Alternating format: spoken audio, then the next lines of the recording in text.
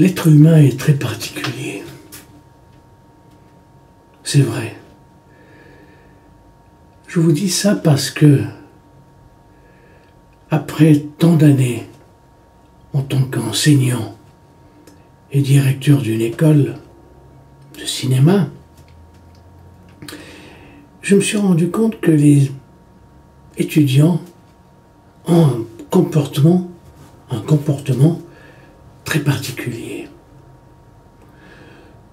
Souvent, quand ils veulent demander une information à un prof, au lieu de choisir le prof le plus compétent en la matière, ils vont choisir le plus incompétent, celui qui n'est pas fait du tout pour ce genre d'activité. Je vous donne un exemple. On pose des questions concernant la réalisation, pour dire est-ce que mon film est bien réalisé ou pas. Au lieu de demander à un réalisateur, non, certains étudiants vont faire appel à quelqu'un qui connaît l'histoire du cinéma. Un historien, par exemple. Ou alors, ils ont besoin d'un comédien qu'ils choisissent parmi les profs. Ils vont le choisir pour leur tête, leur truc, mais ils ne vont pas choisir celui qui est le meilleur comédien parmi ces profs.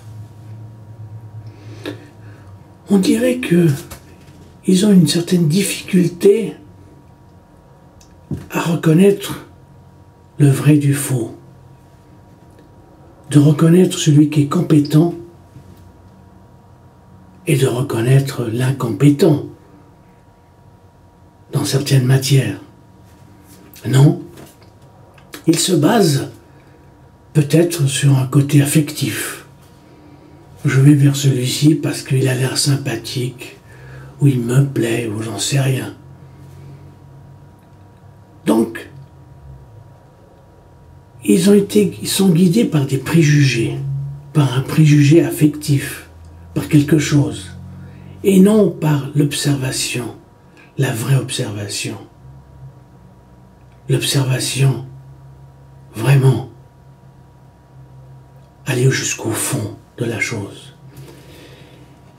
Et je remarque que ce n'est pas forcément quelque chose de particulier parmi les étudiants, mais le peuple est ainsi. On va élire quelqu'un parce qu'il a une grande gueule, il est sympathique, il fait partie de telle famille, mais on ne sait pas s'il est compétent ou incompétent. On va l'élire selon une image. C'est pour cela qu'il y a beaucoup d'incompétents qui sont à la tête de certains États. Oui, des incompétents. Le peuple, il a élu tout simplement quelqu'un qui lui plaisait. Un type bien, selon sa fantaisie, selon ce qu'il pense. Il va être bien. En réalité, on ne connaît rien de lui. On ne sait pas si c'est un type compétent ou incompétent. On va élire par exemple un avocat ou un économiste, et puis celui-ci va s'occuper de culture. Quel désastre!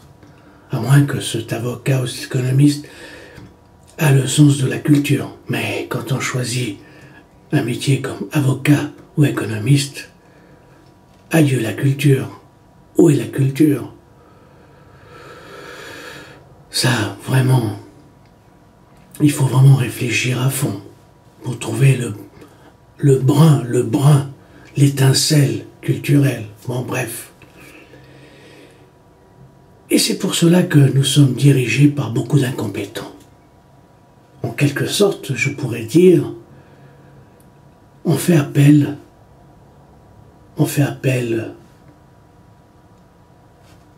à ses instincts.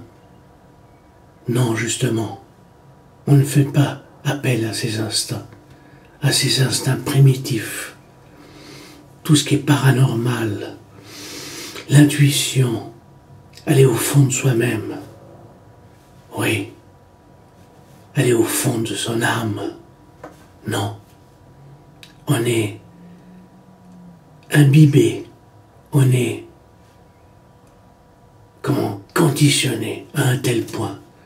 Nos préjugés, tout ce qu'on a reçu à l'école ou dans notre enfance, nous ont marqués à vie.